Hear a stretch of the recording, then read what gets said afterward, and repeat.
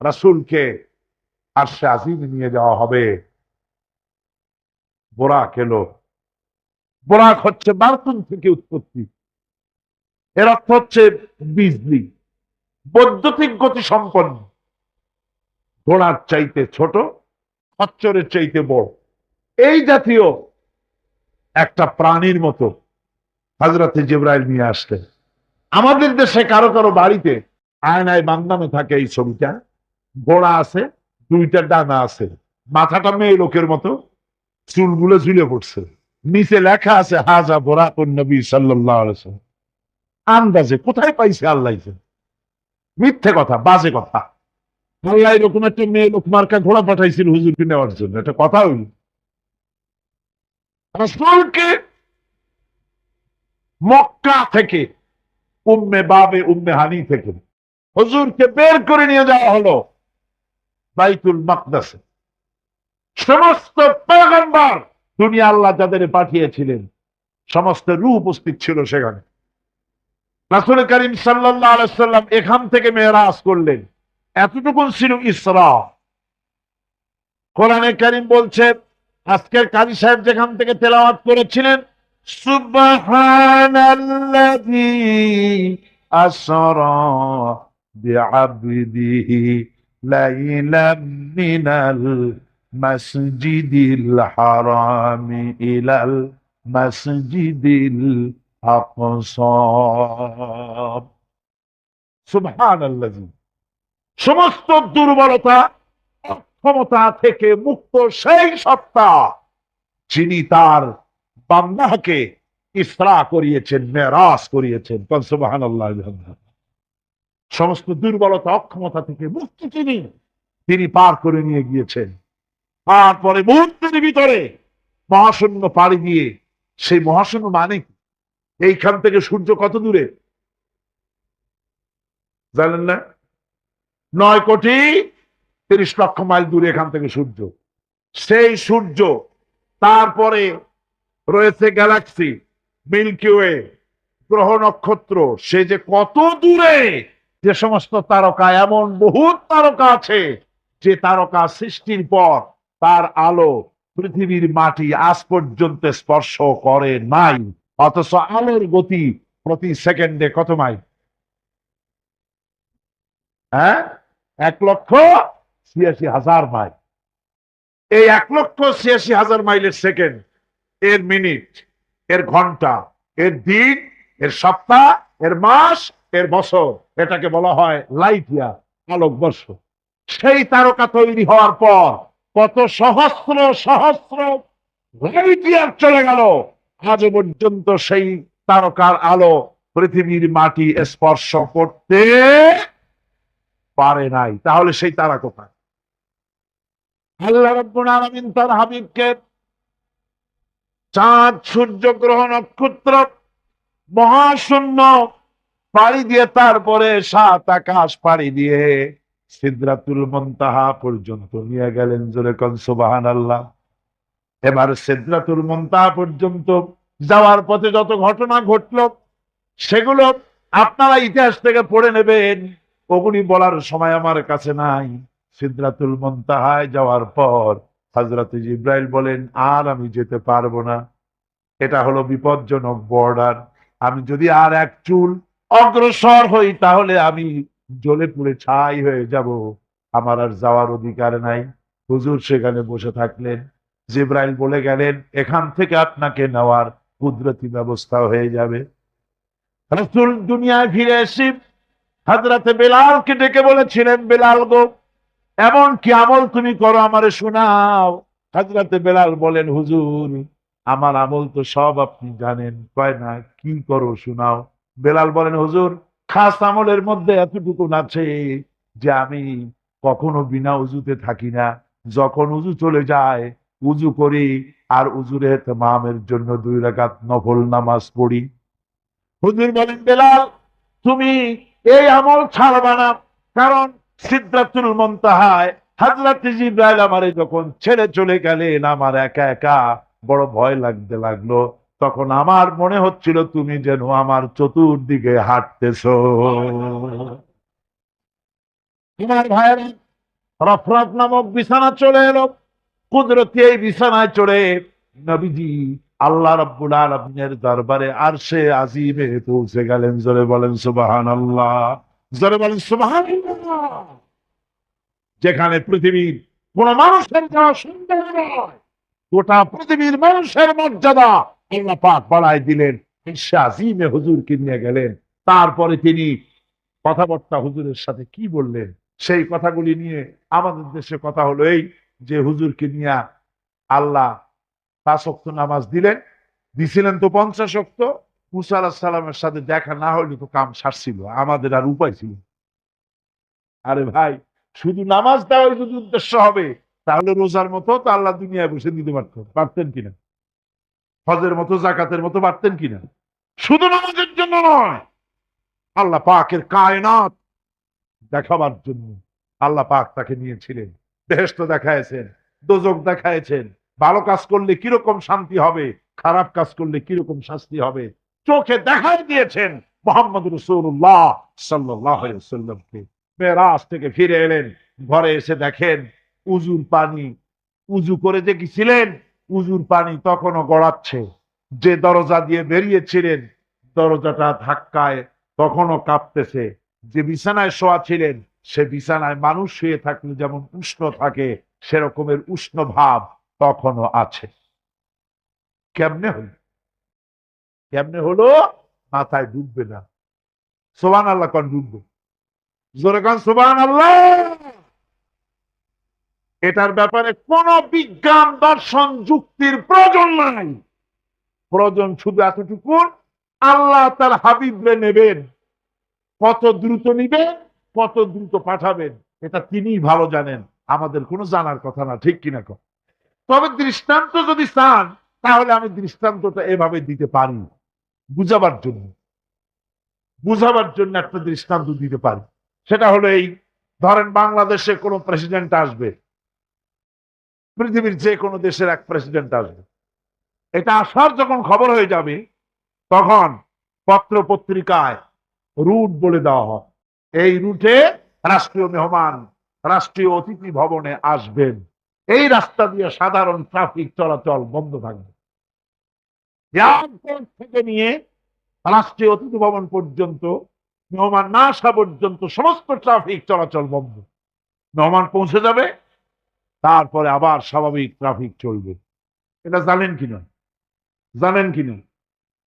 এইটা যদি পৃথিবীর সামান্য সলিমদ্দি কসিমদ্দি, সলিমদ্দি কসিমদ্দি এই জন্য বলছি আজ আছে কাল নাই, ঠিক কিনা গণ? আজ মন্ত্রী, মন্ত্রিত্ব গেল, কালকে রাস্তায় দাঁড়ায় বলবে রিক্সাওয়ালা আমার একটু নেওয়া, বাজারে মাছ কিনতে যাবো, ঠিক কিনা? সুতরাং এদের তো কোনো মর্যাদা নাই, আজ আছে কাল নাই।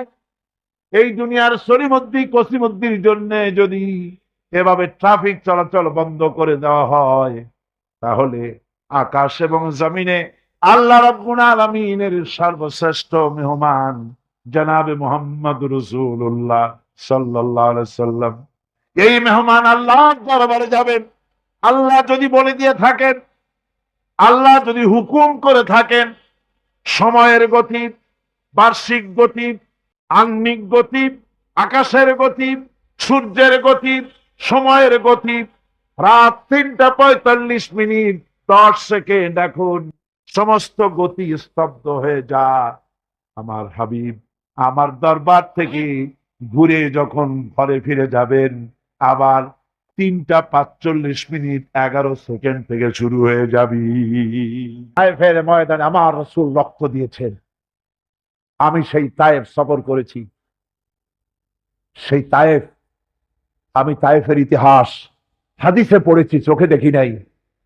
তায়েফের চিত্র নিজের চোখে দেখে প্রাণ ভরে কেঁদেছি, যেখানে রসুলের রক্ত পড়েছে। 3টি জায়গায় রসুলের রক্ত পড়েছে। সবচাইতে বেশি রক্ত পড়েছিল যে জায়গাটিতে, সেই জায়গায় প্রাণ ভরে কেঁদেছি। আমার স্ত্রী আমার সাথে ছিলেন। আমি তায়েফে গিয়ে লোকেরা আমাকে যখন বলল বিশ্রাম নিতে, আমি বললাম না, বিশ্রাম করব না, আগে আমারে নিয়ে যাও, আমার রসুলকে মারছিল যে রাস্তাটা, ওই রাস্তাটা আমার আগে দেখাও। 3 দিনের না খাওয়া, রাস্তার 2 দিকে কাফেরেরা দাঁড়ানো, চতুর্দিক থেকে পাথর মারা শুরু করে দিল। আহারে, এমন সুন্দর চেহারার মানুষ দেখে কেমনে মারল তারা। হুজুর পড়ে গেলেন, ওরা কাফেরেরা এসে জোর করে ধাক্কা মেরে হাঁটালো। আবার হুজুর পড়ে গেলেন, বেহুশ হয়ে পড়লেন। আবার ওরা উঠাইয়া জোর করে আবার হাঁটালো। তৃতীয় শেষ জায়গায় গিয়ে হুজুর বেহুশ হয়ে পড়ে গেলেন। শরীর থেকে সবচাইতে বেশি রক্ত পড়েছে সেখানে। আমি লম্বা চিন্তা পড়ে এত কান্না কাঁদছি, আরে আমার নবীজির রক্ত পড়েছে এই মাটিতে। ফেরেশতারা এসে বলছেন, হে রাসূল, আপনার এই অবস্থা থেকে আকাশের ফেরেশতারা কাঁদতে কাঁদতে অস্থির হয়ে গিয়েছে। আপনি আমাদের অনুমতি দেন, এই পাহাড় চাপা দিয়া কাফেরের গোষ্ঠী সাফ করে দেই। আমার নবীজি বললেন, না, আমি তো বলবো না, আমি তো পৃথিবীর মানুষকে প্রতিশোধ দিতে আসি নাই। আমি যদি হুকুম করি আর আমার হুকুম মতো সবগুলি যদি পাথর চাপা দিয়ে মারিয়ে ফেলে দাও, তাহলে আমি কাল কালে পৌঁছাবো না ইলাহা ইল্লাল্লাহু মুহাম্মাদুর রাসূলুল্লাহ। সঙ্গে জায়েদ, রক্তাক্ত শরীর। আরে, যে শরীরের দিকে মানুষ একবার তাকাইলে চোখ ফিরাইতে পারতো না।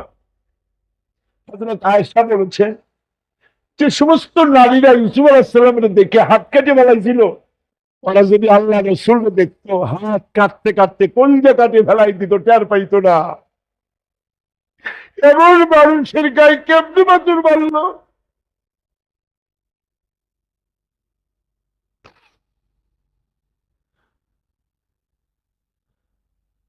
রাসূল কারীম সাল্লাল্লাহু আলাইহি ওয়াসাল্লাম বসে আছেন, শরীর থেকে রক্ত ঝরছে। বুখারী শরীফে এসেছে, আত্তাস নামক এক যুবক আঙ্গুরের বাগান থেকে 1 গ্লাস আঙ্গুরের শরবত এনে হুজুরের হাতে দিলেন। কষ্টের পর 3 দিনের না খাওয়া ক্ষুধার্ত নবী 1 গ্লাস আঙ্গুরের শরবত সবটুকু পান করে একটা স্বস্তির নিঃশ্বাস ফেললেন। বললেন, তোমার নাম না আত্তাস? তিনি বললেন, হ্যাঁ, আমার নাম আত্তাস। তোমার বাড়ি হযরত ইউনূস আলাইহিস সালামের গ্রামে? বললেন যে হ্যাঁ, আমার বাড়ি ইউনূস আলাইহিস সালামের গ্রাম। যুবক জিজ্ঞেস করলেন, হুজুর, আপনি কি করে বুঝলেন আমার নাম আত্তাস আর আমার বাড়ি ইউনূস আলাইহিস সালামের গ্রামে? আপনি জানলেন কি করে? হুজুর বললেন, আমিও নবী, ইউনূস আলাইহিস সালামও নবী। এক নবীর খবর আর এক নবীর কাছে থাকে।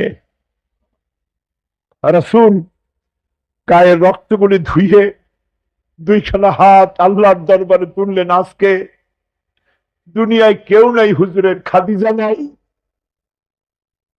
আবু তালেবও নাই। রাসূল একা। সাহাবীরা দিনের বেলায় কাফেরদের ভয়তে হুজুরের সঙ্গে দেখা করতে পারে না। হুজুর বলেন, আমার ওই কষ্টের সময় খাদিজা নাই। ওই সব পাথরগুলি আমি আজও চিনি, যে পাথরগুলি আমি যাওয়ার সময় রাস্তায় পাথরগুলি আমাকে বলেছে, আসসালামু আলাইকা ইয়া রাসূলুল্লাহ। পাথরগুলি আমাকে সালাম করেছে। আল্লাহ পাক আমাকে সান্ত্বনা দিয়ে বলেছেন, ইয়া আইয়ুহান নবী হাসবুকাল্লাহ। ও নবী, কোন চিন্তার কারণ নাই, আমি আল্লাহ তোমার জন্য যথেষ্ট।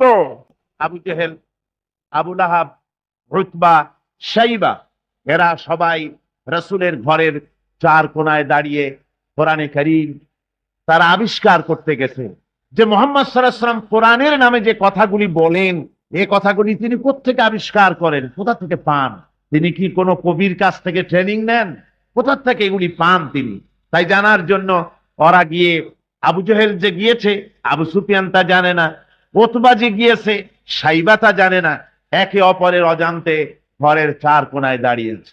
গভীর রাত্রে সরকারে দো আলম আশরাফুল আম্বিয়া নবী মুহাম্মদ রাসূলুল্লাহ সাল্লাল্লাহু আলাইহি ওয়াসাল্লাম তেলাওয়াত করা শুরু করেছেন। এখন বুঝুন, একে তো আল্লাহর কালাম, আর তেলাওয়াত করছেন তিনি যার উপরে এটা অবতীর্ণ হয়েছে। একটু আগে যে কারি সাহেব তেলাওয়াত করতেছিলেন, কি বলেন, কেমন লাগলো? সুবহানাল্লাহ, সুবহানাল্লাহ, মনে হচ্ছিল সারা রাত তেলাওয়াত হোক আর শুনতে থাকি। এখন বুঝুন যে রাসূল নিজে তেলাওয়াত করতেছে। আবু জাহেল, আবু সুফিয়ান, উতবা, সাইবা আল্লাহর নবীর ঘরের চার কোনায় দাঁড়িয়ে নবীজির তেলাওয়াত করা কোরআনে কারীম শুনতেছে। ওদের মনে মনে চিন্তা জাগলো, আর একটু শুনে তারপরে বাড়ি যাব, আর একটু শুনে নেই তারপরে বাড়ি যাব। এভাবে করে চিন্তা করতে করতে নবীজির মুখে আল্লাহ রাব্বুল আলামিনের কালাম শুনে শুনে চারটা কাফেরের জন্য ফজরে রক্ত হয়ে গেছে। বাড়ি যাওয়া তো দূরের কথা, দাঁড়ানো থেকেও তো বসার সময় পায় নাই। কোরআনে কারীমের আকর্ষণ, এ মোহাব্বত মানুষকে এভাবে টেনে আনে। দেখুন, শুধুমাত্র লিফলেট ছড়ানো হয়েছে, আর পত্রিকায় একটু এসেছে তাফসীরুল কোরআন মাহফিল হবে। 3 দিনের মাহফিলের প্রথম দিনই মাঠের কাম সারা হয়ে গেছে। এরপরে কাল এবং পরশু কি হাসর হবে আল্লাহ রাব্বুল আলামিন ভালো জানেন। আমার ভাইরা, এই আকর্ষণ আমি বলে থাকি, আল্লাহর কসম, এই আকর্ষণ সাইদির নয়, এই আকর্ষণ আল্লাহ রাব্বুল আলামিনের কোরআন মাজিদ। এর থেকে যারাই এই কোরআন থেকে মানুষকে বিচ্ছিন্ন করতে চাইবে, ওরাই জনগণ থেকে চিরতরে বিচ্ছিন্ন হয়ে যাবে। বন্ধুগণ, আবু জহেল, আবু সুফিয়ান, উতবা, সাইবা 4 জন রওনা করেছে সকাল বেলায়। আবু জহেল জিজ্ঞেস করছে, আবু সুফিয়ান রে, কখন আসছো? কয় অত রাত্রে। উতবা, সাইবা তারাও বলল মুখ রাত্রে। কেউ কোনো কথা বলে না। আবু সুফিয়ান বলছে, ভাই আবু জহেল, যদি তুমি রাগ না করো একটা কথা কই। হ্যাঁ, বলতে পারো। দেখুন, এই যে সারা রাত ধরে মুহাম্মদ সাল্লাল্লাহু আলাইহি ওয়াসাল্লামের মুখে আল্লাহর কালাম শুনলাম, আমার মনের বিশ্বাস, লাত মানাতের কসম করে বলতে পারি, এই কথা মানুষের বানানো হতে পারে না। এটা কোন ঐশ্বরিক বাণী হবে, এটা মানুষের। আবু জহেল বলছে, দেখো, ওই কথা তো আমারও, কিন্তু মুশকিল হলো এই, আমরা হলাম লিডার। আমরাই যদি এতে আকৃষ্ট হয়ে পড়ি, তাহলে তো আবু বকর, ওমরের মতো আমরাও পাগলামি করে বসবো, আমরা ওই দলে চলে যাব, আমরাও মুসলমান হয়ে যাব। সুতরাং আমি বুঝতে পেরেছি তোমাদের কোরআন শোনার পাগলামিতে ধরেছে। তোমরা আমার হাতে হাত দাও, তওবা পড়ো। এই জায়গায় কোরআন শুনতে আর কোনো দিন আসবে না। কি করবে? ইচ্ছের বাইরে নেতাকে খুশি রাখতে হয়, তাই বাধ্য হয়ে সবাই তওবা করল। তওবা করে বাড়ি চলে গেছে।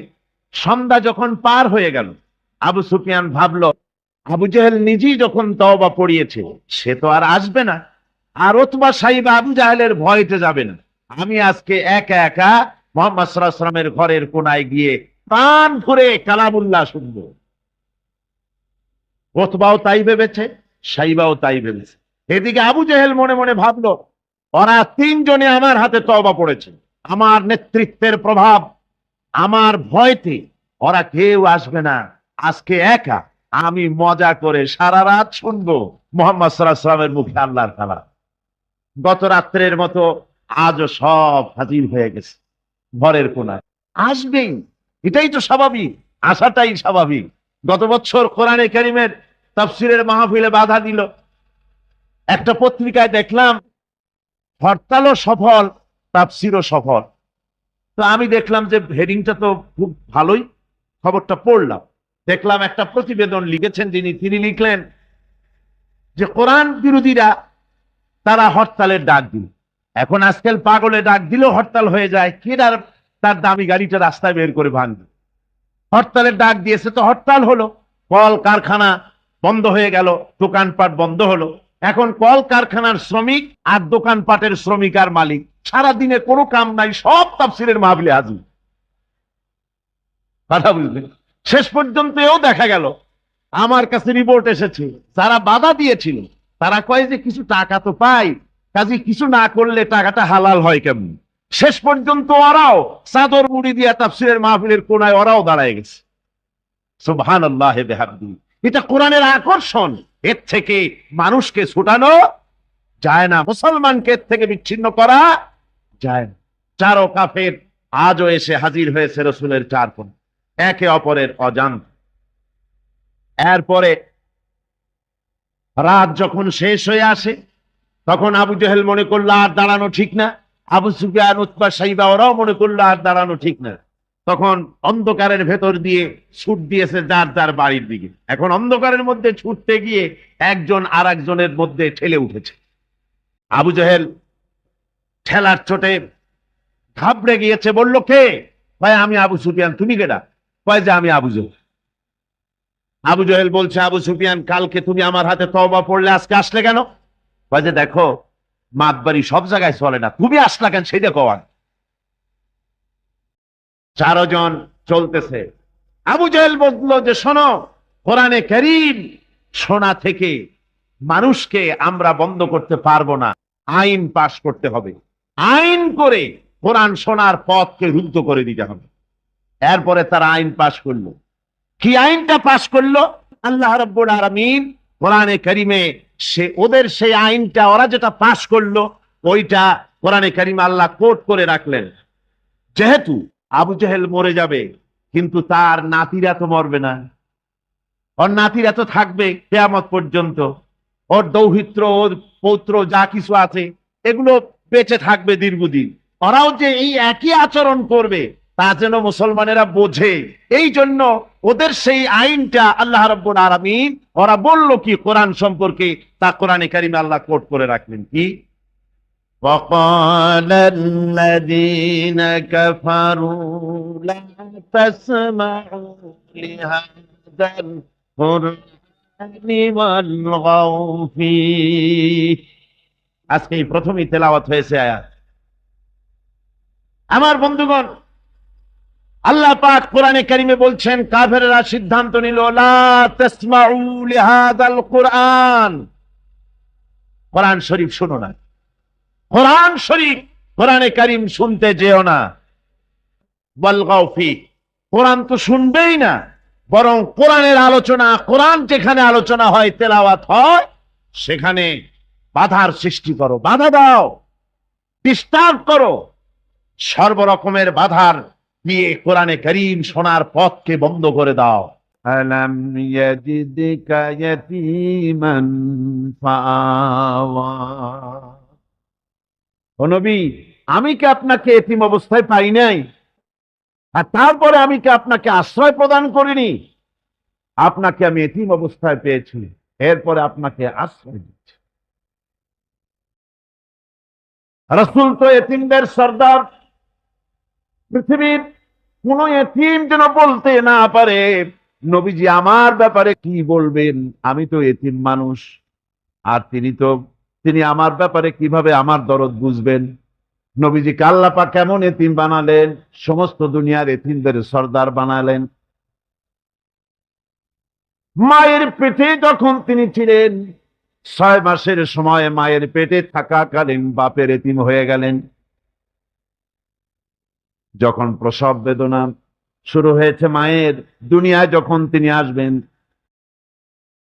হযরতে আমেনা ঘরের ভিতরে বসে তার অবস্থাটা কি? এই সন্তান পৃথিবীতে আসতে পরে যিনি সবচাইতে বেশি খুশি হবেন, তিনি তো আজ দুনিয়ায় নাই। মনের ভিতরে কত কষ্ট। আল্লাহ রাব্বুল আলামিন তার হাবিবকে দুনিয়া আনলেন।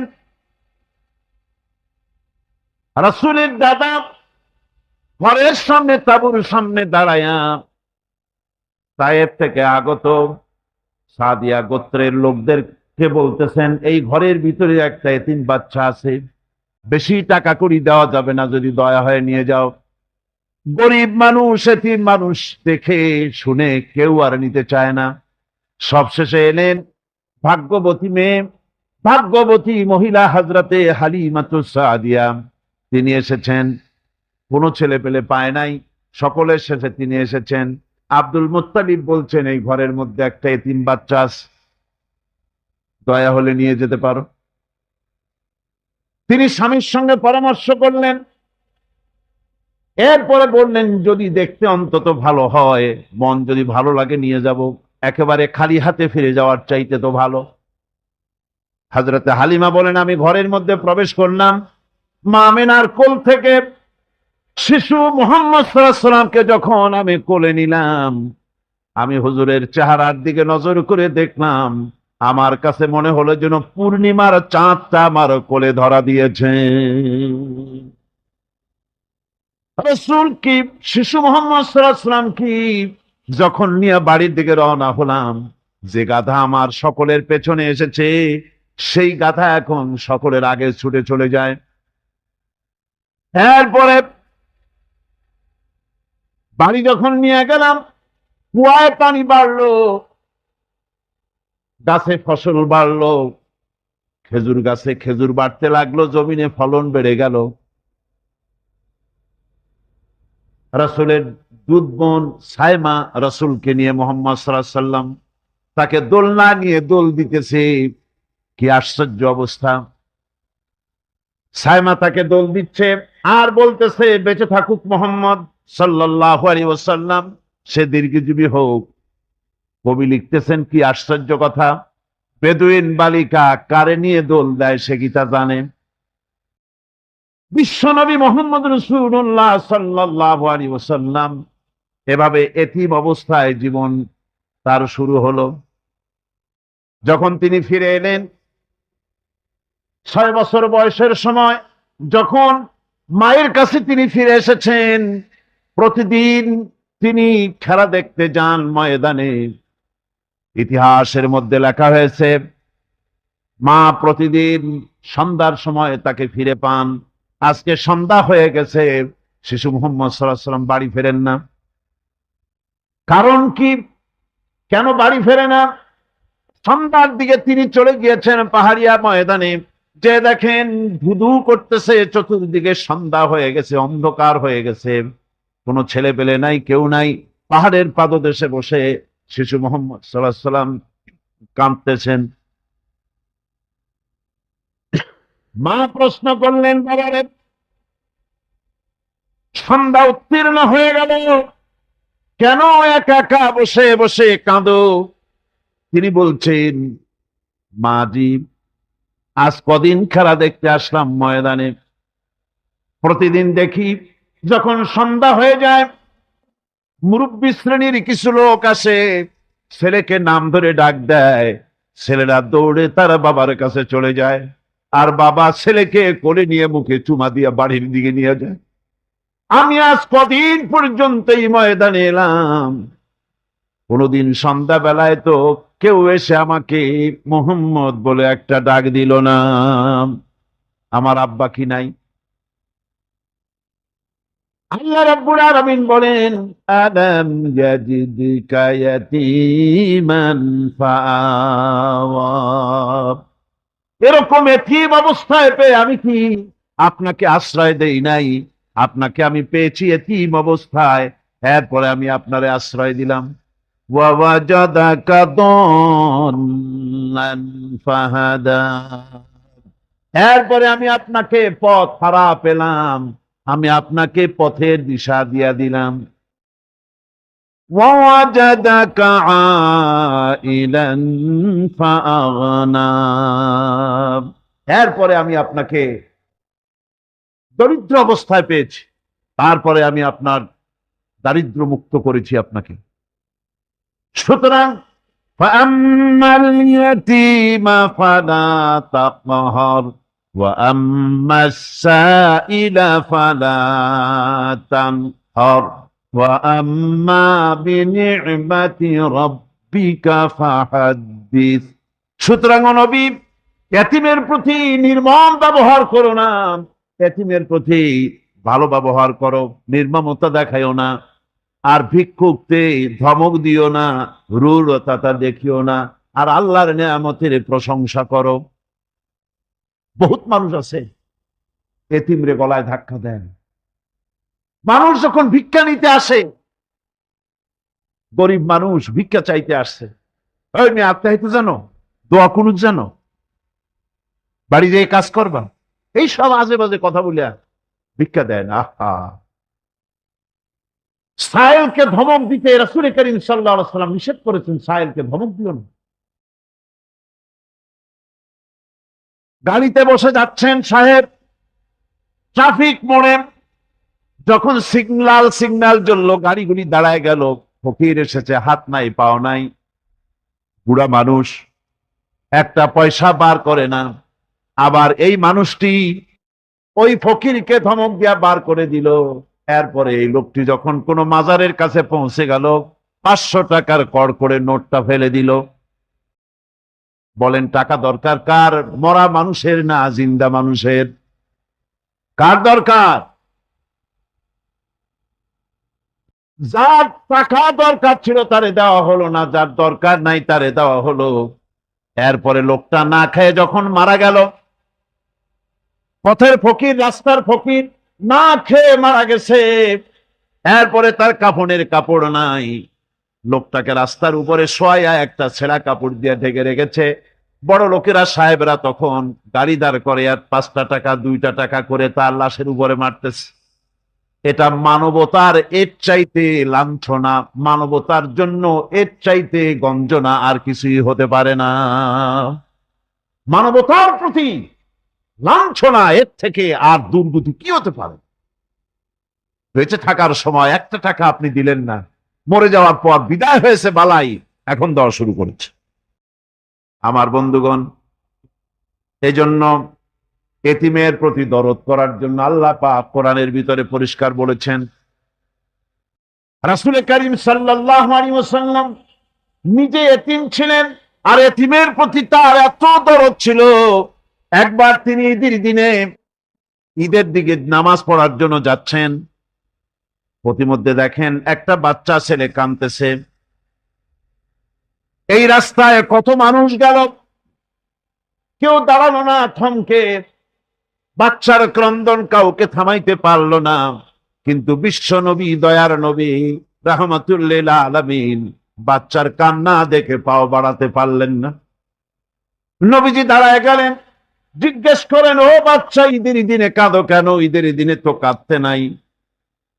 বাচ্চা বলে, তোমার কাছে বলবো না, আমি সেই সকালবেলা থেকে বসে আছি, আমি যদি মক্কার আব্দুল্লাহর পুত্র মুহাম্মদ রাসূলুল্লাহ সাল্লাল্লাহু আলাইহি সাল্লামকে পাই, মনের দুঃখ তার কাছে বলবো। বিশ্ব নবী জমিনের উপরে বসে পড়লেন, বাচ্চারে কোলের উপরে উঠায় বলেন, বাচ্চা বলো কি তোমার দুঃখ? তুমি যার জন্য বসেছো আমি তো সেই এতিম নবী, কি বলতে চাও? বাচ্চা বলতেছেন, ইয়া রাসূলুল্লাহ, আমার বাবা মারা গেছে, সেই ছোট্টবেলায় একেবারেই তখন মায়ের পেট থেকে আমি আসার পর বাপ মরে গেল, আমার মা আর একজনের সঙ্গে বিয়ে বসেছে, সেই পুরুষটি আমারে দেখতে পারে না, আমার মা যদি আমারে কোলে করে এসে সহ্য করতে পারে না, আমারে চুমা খাইলে সহ্য করতে পারে না, আমারে খাবার দিলে মা মার খায়। আজ ঈদের দিনে রাতে আমার মা আমাকে বলল, বাবারে তোমার কপাল খারাপ, তোমার বাবা মারা গেছে, তোমাকে সাহায্য করার কেউ নাই, আমি তোমার যত্ন করতে পারলাম না, কোলে নিয়ে চুমাও দিতে পারি না, আমার এমনই কপাল খারাপ। সুতরাং এতিমের দরদ এতিম ছাড়া আর কেউ বুঝবে না। তুমি আজ চলে যাও, ওই রাস্তায়, ঈদের রাস্তায় দাঁড়ায় থাকো, মাঠের রাস্তার পাশে, বিশ্ব নবীর কাছে তোমার দুঃখ বলো, এতিমের দুঃখ তিনি বুঝবেন। আমি মায়ের কথা মতো এই জায়গায় এতক্ষণ বসে আছি, হুজুর আপনি দয়া করে, আমার কথা তো আপনার কাছে বললাম, আমার মনের এই দুঃখ। নবীজি বাচ্চার কথা শুনতেছিলেন, চোখ দিয়া পানি পড়তেছিল, বাচ্চাকে বুকের সঙ্গে জড়িয়ে ধরে নবীজি বলেন, ও এতিম, মুহাম্মদ সাল্লাল্লাহু আলাইহি ওয়াসাল্লাম যদি তোমার পিতা হন আর হযরতে আয়েশা যদি তোমার মা হয়ে যায়, বলো তোমার মনের দুঃখ মেটে নাকি? ছেলে ডুকরে কেঁদে উঠলো আর বলল, ইয়া রাসূলুল্লাহ, আপনি যদি আমার পিতা হন আর আয়েশা যদি আমার মা হয়ে যায়, এর থেকে বড় সৌভাগ্যের আমার তো আর কিছুই নাই। নবীজি এতিমকে বাড়ি নিয়ে গিয়ে হযরতে আয়েশার হাতে তুলে দিয়ে বললেন, আয়েশা রে, পবিত্র ঈদের দিনে আল্লাহ রাব্বুল আলামিন তোমার জন্য একটা উপহার পাঠিয়েছেন, এটার যত্ন করো। এতিমের প্রতি দরদ রাখার জন্য আল্লাহ রাব্বুল আলামিন বলেছেন, এতিম, মিসকিন, বিধবা, অসহায় লোক, তাদের প্রতি যাতে করে মুসলিম সমাজ লক্ষ্য রাখে, সেজন্য আল্লাহ পাক নির্দেশ করেছেন। বুখারী এবং মুসলিম শরীফের হাদিসে এসেছে, আসসাই আলাল আরমারাত ওয়াল মিসকিন কাসাই ফি সাবিলিল্লাহ। বিধবাদের জন্য, মিসকিনের জন্য কেউ যদি কোনো উদ্যোগ গ্রহণ করে, কেউ কোনো সাহায্য দেয়, জিহাদের ময়দানে জিহাদ করে আল্লাহর রাস্তায় যে সওয়াব পাওয়া যায়, যে মর্যাদা পাওয়া যায় আল্লাহর কাছে, এতিম, মিসকিন, বিধবাকে সাহায্য করলে সেই সওয়াব আল্লাহ রাব্বুল আলামিন আমলনামায় দিয়ে দেন। তার চরিত্রই প্রমাণ করে নবীদেরকে বায়্যানাত দেওয়া হয়েছে, এমন চরিত্র আচার আচরণ দেওয়া হয়েছে যাতে করে লোকেরা অভিভূত হয়ে যায়, আকৃষ্ট হয়ে যায়। হযরতে যায়েদ, তিনি তো কৃতদাস ছিলেন, হারায় গেলেন বাপ মা থেকে, আর এরপরে কুদরতকারে মুহাম্মদ সাল্লাল্লাহু আলাইহি ওয়াসাল্লামের ঘরে উঠায় দিল। তিনি তখন আল্লাহর নবী, তখন নবুয়তের দায়িত্ব পান নাই। যায়েদের পিতার কাছে খবর হয়ে গেল যায়েদ আছে রাসূলের বাড়িতে, মুহাম্মদ সাল্লাল্লাহু আলাইহি ওয়াসাল্লামের বাড়ি। মক্কায় তারা এসে হুজুরের সঙ্গে দেখা করে বললেন, মুহাম্মদ সাল্লাল্লাহু আলাইহি ওয়াসাল্লাম, জানতে পেরেছি আপনার কাছেই আমাদের ছেলে যায়েদ আছে, মেহেরবানি করে তাকে আমাদেরকে ফিরায় দেন। হুজুর বলেন, যায়েদ যদি তোমাদেরকে চিনতে পারে আর যদি যেতে চায়, আমার পক্ষ থেকে কোনো আপত্তি নাই, অবশ্যই যাবে। তবে যায়েদ যদি যেতে না চায়, আমি এমন লোক নই যে কেউ আমার কাছে থাকতে চাইলে আমি জোর করে তাকে ছেড়েও দিতে পারি না, আমি তেমন লোক নই। পিতা বললেন, আপনি অবশ্যই যুক্তিপূর্ণ কথা বলেছেন। যায়েদকে আনা হলো। হুজুর বললেন, তুমি কি চেনো এদেরকে? যায়েদ বললেন, চিনি, ইনি আমার বাবা, উনি আমার চাচা। যায়েদের পিতা বলেন, বাবারে বাড়ি চলো, তোমার মা কেঁদে কেঁদে হয়রান, চলো বাড়ি যাই, বাড়ির যা কিছু আছে সব তোমাকে ফিরিয়ে দেওয়া হবে। হযরতে যায়েদ বলতেছেন, পিতা, বাড়িতে যা আছে তাই শুদ্ধ, তামাম দুনিয়াটা যদি আমারে দেওয়া হয়, এই লোকটির কাছে থেকে যে ব্যবহার পেয়েছি, আমি এই লোকের কদম ছেড়ে যেতে পারি না। তার চরিত্রই প্রমাণ করে তিনি নবী, কি ব্যবহার পেয়েছেন। হযরত আনাস রাদিয়াল্লাহু তাআলা আনহু ছোট মানুষ, 8 বছর বয়সের সময় হুজুরের খাদেম হয়ে হুজুরের বাড়িতে আসছে। আচ্ছা, 8 বছর বয়সের কিশোর ঘুম তো করতেই পারে, গরম পানি চাইলে ঠান্ডা পানি এনে দেবেন, স্যান্ডেল চাইলে জুতো আনবেন, বিছানা বিছাইতে বললে উঠাই পড়ে, এটা স্বাভাবিক। কিশোর মানুষ, ছোট মানুষ। এবার শুনুন, বায়্যানাত কারে বলে? নবীদের বায়্যানাত আল্লাহ যে দিয়েছেন সেটা কি জিনিস? সেটা হলো উন্নত মানের চরিত্র, তার ব্যবহার, ওঠা বসা যা দেখলে মানুষ বুঝতে পারে তিনি আল্লাহর নবী। হযরতে আনাসের মুখে শুনুন, হযরতে আনাস রাদিয়াল্লাহু তাআলা আনহু বলেন, একাধিক ক্রমে টানা 10টি বছর রাসূলের খেদমতের ভিতরে নিয়োজিত ছিলাম। 10টি বছরের ভিতরে একটা দিনের জন্য নবীজি আমাকে ধমক দিয়ে কথা বলেন নাই। ধমক দিলেন না আমারে, এটা করছো কেন, এটা করো নাই কেন? সুবহানাল্লাহ বিহামদিহি। গোটা পৃথিবী, সমস্ত মুমিন মুসলমানদের, পুরুষ আর নারীদের জীবন, কলিজা, রক্ত রাসূলের কদম মোবারক উৎসর্গ হয়ে যায়। আমার ভাইরা, রাসূল পাক সাল্লাল্লাহু আলাইহি ওয়াসাল্লাম আল্লাহর নবী এমন এক মহান সত্তা ছিলেন যে তিনি দোয়া আল্লাহর দরবারে হাত উঁচু করতে দেরি আছে, কিন্তু দোয়া কবুল হতে দেরি নাই। হিজরত করে মদিনায় এসেছেন, নামাজ পড়তে দিল চায়, কাবা শরীফের দিকে ফিরে যদি নামাজ পড়তে পারতাম দিলটা বড় ভালো লাগতো, কিন্তু হাত উঁচু করে মোনাজাত করতেছেন না, আল্লাহর কাছে বলতেওছেন না যে আল্লাহ তুমি আমার কিবলাটা বাইতুল মুকাদ্দাস থেকে ফিরাইয়া মক্কা শরীফে বাইতুল্লাহর দিকে ফিরে দাও, মুখেও বলতেছেন না, মনেও না, শুধু আকাশের দিকে বারবার তাকাচ্ছেন, মুনাজাত করেন নাই, মনে মনে আশা পোষণ করতেছেন যদি এমন একটা ওহী নাজিল হয়ে যেত। আল্লাহ রাব্বুল আলামিন সঙ্গে সঙ্গে রাসূল জোহরের নামাজ পড়তেছিলেন, 2 রাকাত পড়া হয়ে গেছে, এমন সময় ওহী নাজিল হয়ে গেল, قد نرى تقلب وجهك في السماء। ও নবী, আমি দেখতে পেয়েছি বারবার আপনি আকাশের দিকে তাকাচ্ছেন। সুবহানাল্লাহ, আমি দেখতে পেয়েছি। فلنولينك قبلة ترضاها فول وجهك شطر المسجد الحرام। আর দেরি নাই, আপনার মনের আশা পুরা হয়ে গেছে, এক্ষুনি আপনার কিবলা পরিবর্তন করুন। হুজুর 2 রাকাত পড়েছিলেন বাইতুল মাকদাসের দিকে ফিরে, বাকি 2 রাকাত তিনি মক্কা শরীফের কাবা শরীফের দিকে ফিরলেন। আজও পর্যন্ত সেই মসজিদ আছে, সাক্ষ্য দিচ্ছে নবীর কথা কিভাবে মঞ্জুর হয়। মসজিদে কিবলাতাইন মদিনা মুনাওয়ারায় সে মসজিদ আজও আছে। ভাইরা আমার, রাসূল পাক সাল্লাল্লাহু আলাইহি ওয়াসাল্লাম এত বড় মর্যাদা সম্পন্ন ব্যক্তিত্ব, মহান ব্যক্তিত্বের উম্মতের মধ্যে আল্লাহ আমাদের শামিল করেছেন। শুকরিয়া স্বরূপ আমরা পড়ি আলহামদুলিল্লাহ। জোরে সোরে পড়েন আলহামদুলিল্লাহ। আমার ভাইয়েরা, মর্যাদা এত বেশি আল্লাহ রাসূলকে আল্লাহ রাব্বুল আলামিন দান করেছেন। এই পৃথিবীতে কোন মানুষের সঙ্গে যদি আপনি বেয়াদবি করেন, তিনি আপনার বাপ হোক, তিনি আপনার মা হন, অথবা আপনার উস্তাদ হন, অথবা আপনার পীর হন, যে কেউ হোক না কেন, কারো সঙ্গে যদি কোনো বেয়াদবি হয়ে যায় তো শুধু একটা বেয়াদবি ছাড়া আর কিছুই না। কিন্তু নবীজির সঙ্গে যদি কেউ বেয়াদবি করে, সেটা শুধু বেয়াদবি থাকে না, কুফরি হয়ে যায়। কি হয়ে যায়? কুফরি হয়ে যায়। রাসূলুল্লাহকে কেউ তাওহীন করলে, অসম্মান করলে, সমালোচনা করলে কাফের হয়ে যায়। কেবল কি হয়ে যায়? কত বড় মর্যাদা!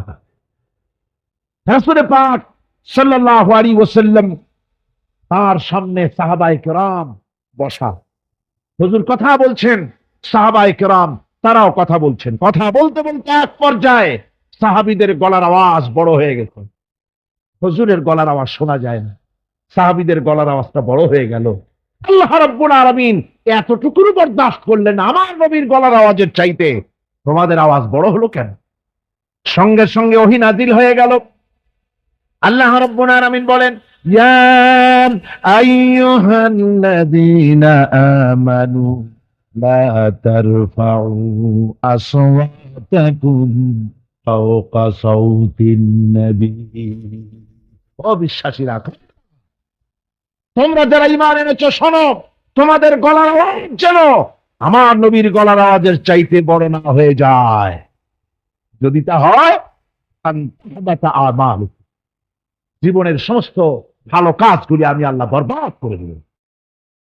আজও পর্যন্ত এই আয়াতে কারিমা রাসূল পাক সাল্লাল্লাহু আলাইহি ওয়াসাল্লামের রওজায়ে আতহারের সামনে সবুজ সাইনবোর্ডের উপরে সোনার অক্ষর দিয়ে এই আয়াতে কারিমা লেখা রয়েছে। সুবহানাল্লাহ।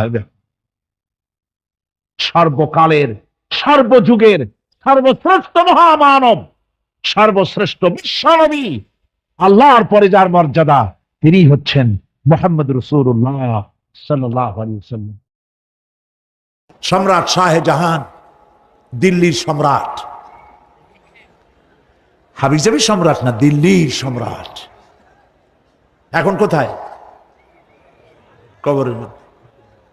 কবি বলতেছেন, শাহনে জাহাं को जिन्हें फक्र से देते थे बाज, शाहने जहां को जिन्हें फक्र से देते थे बाज, वाज कब्र में है सूरह अलहम्दु की मोहताज।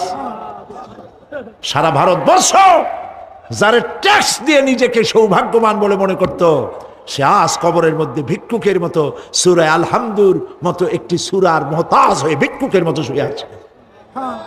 সম্রাট শাহজাহান মসজিদে বসে আছে, এক ফকির ঘুরতেছে। লোকেরা কয়, ছোটবেলা থেকেই তোমারে খয়রাত করতে দেখলাম, ভিক্ষা কি জীবনেও যাবে না তোমার? লোকটি বলছে, আমি ভিক্ষা করবো স্যার, আমার উপায়টা কি? কারণ আমারে তো লোকেরা এই মুরব্বীকে বসায় না।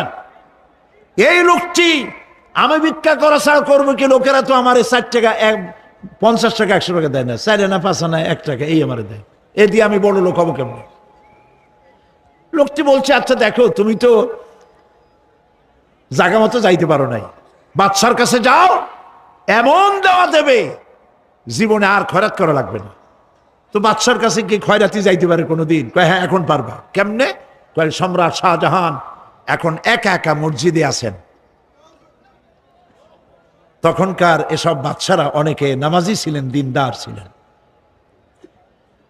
ফকির দরজার কাছে দাঁড়াইয়া দেখতে পাচ্ছে কেউ নাই, দেহরক্ষীরা দূরে দূরে দাঁড়ানো। বাদশাহ মসজিদের ভেতরে বসে হাত তুলে ঝুলতেছে আর কাঁদতেছে, চোখের পানি দিয়া দাঁড়িয়ে ভিজে ভিজে পড়ছে। এই দৃশ্য অনেকক্ষণ দেখলো ফকির।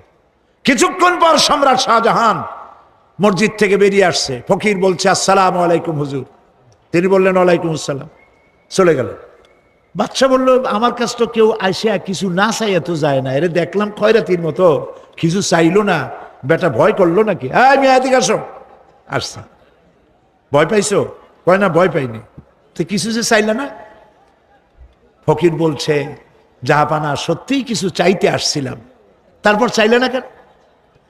ফকির বলছে, জাহাপানা, সারা জীবন ভিক্ষা করেছি, আর আজ দিল্লির সম্রাটের কাছে বেশি পাওয়ার লোভে এসেছিলাম, কিন্তু আপনার দশা দেখা আমার জ্ঞানের চোখ খুলে গেছে। আমি লক্ষ্য করে দেখলাম, আমি সম্রাটের কাছে চাইতে এসেছি, হাত তুলি নাই, বিনয় প্রকাশ করি নাই, চোখের পানি ফেলি নাই, কিন্তু লক্ষ্য করে দেখলাম দিল্লির সম্রাট আমার চাইতেও বড় ভিক্ষুকের মতো। আবার কোন সম্রাটের কাছে হাত তুলে কান্দে? আমার জ্ঞানের চোখ খুলে গিয়েছে, আমি বুঝতে পেরেছি সম্রাট কান্দে যেই সম্রাটের কাছে, তারে ছাড়া আর কারো কাছে জীবনে চাইব না। এই কথাই সূরা ফাতিহায় প্রত্যেক দিন পড়ি, বুঝি না কি পড়ি। ইয়াকা না'বুদু ওয়া ইয়াকা নাস্তাঈন। আয় আল্লাহ, একমাত্র তোমার গোলামি করি আর তোমার কাছে সাহায্য চাই, তুমি ছাড়া কারো কাছে সাহায্য চাই না। কলিজা সাফ করুন। কোন মরা পীর, কোন জিন্দা পীর আপনার মনের আশা পুরা করতে পারবে না, পারবে না, পারবে না।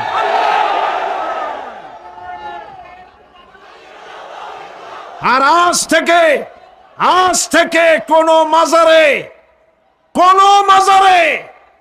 টাকা দিবেন না, পয়সা দিবেন না, আগরবাতি দিবেন না, মোমবাতি দিবেন না, গোলাপ পানি দিবেন না। কারা কারা দিবেন না হাত উঁচু করে দেখা। হাত নামান, হাত নামান। আল্লাহ পাক তুমি এই হাতগুলি কবুল করো, জোরে বলেন আমিন।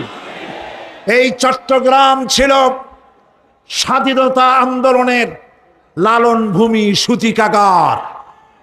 এই চট্টগ্রামের বুকের উপরে দাঁড়িয়ে শহীদ প্রেসিডেন্ট জিয়াউর রহমান স্বাধীনতার ঘোষণা দিয়েছিলেন। সেই চট্টগ্রাম স্বাধীনতার গৌরবে ধন্য। সেই চট্টগ্রামকে আল্লাহ পাক ইসলামের চট্টগ্রাম, শিরক এবং বিদআত মুক্ত চট্টগ্রাম আল্লাহ বানায় দিন। আমার কলিজা চায় আমি আপনাদের সাথে জড়াই গেছি, ভালোবাসা দিয়া, মহব্বত দিয়ে, কোরআনের কারণে। আর কোনো কারণ নাই, কোনো স্বার্থ নাই। আমি কোনোদিন চট্টগ্রাম থেকে এমপি নির্বাচন করতে আসবো না। আপনাদের সাথে আমাদের এই মহব্বতের সূত্র শুধুমাত্র আল্লাহ, শুধুমাত্র রসূল, শুধুমাত্র আল্লাহ রাব্বুল আলামিনের এই কোরআন শরীফ, আর কিচ্ছু না। আল্লাহ পাক এই চট্টগ্রামে যারা মাজারের ব্যবসা করে এগুলোরে তুমি হেদায়েত করে দাও, বলেন আমিন। মাজার কেন্দ্র করে যারা বসে আছে ওদেরকে বলেন আল্লাহর রাস্তায় বাড়ি ফিরে যা। এ মাজারে চাষ কি? মাজারগুলির চতুর্দিকে বসে আছে, গাঁজা খায়, দাড়িতে জট, গায়ে সালার শট, শয়তান। বাড়ি যা। বলবেন বাড়ি যা বাচ্চা, রিক্সা চালা, তোরে মাজারে বসতে কইছে কে? মাজারগুলি পাহারা দেবে গভর্নমেন্ট। শাহ আমানত আমাদের সম্পদ, শাহ মখদুম মুসলিম মিল্লাতের সম্পদ, শাহজালাল মুসলিম উম্মার সম্পদ। এদের মাজারকে সংরক্ষণ করার দায়িত্ব সরকারের। ওখানে তোমার বসে থাকা লাগবে না, খালি পয়সা কামাও আর এই টাকা দিয়া ট্রাক আর বাসের ব্যবসা করো, কোটি কোটি টাকার মালিক হও। আর গাঁজা খায়, ডলিয়া ডলিয়া কলকিতে ঢুকে টান দেয়, চোখ ক্রমে বড় হয় আর গান গায়, মদিনা যাব কেমনে মদিনা। বলে তুই শয়তান, কেমনে মদিনায় যাবি? এত গাঁজা খাইয়ে যাবি তুই মদিনায়? প্রিয় ভাই সব, শীত মুক্ত জীবন যাপন করতে হবে, কোনো আপোষ নাই, নো কম্প্রোমাইজ। মাজারওয়ালাদের সাথে মুসলমানদের কোনো কম্প্রোমাইজ নাই, সাফ কথা। আমরা শিরক এবং বিদআত মুক্ত জীবন চাই, আলহামদুলিল্লাহ বলে। কিয়ামতে আল্লাহ পাক নাজাত দিয়ে দেবেন, বলেন আমিন। আজকে কি ভাই কোরআন শরীফের মাহফিলের শেষ দিন, তাফসিরের মাহফিল শেষ দিন, মুনাজাতের দিন।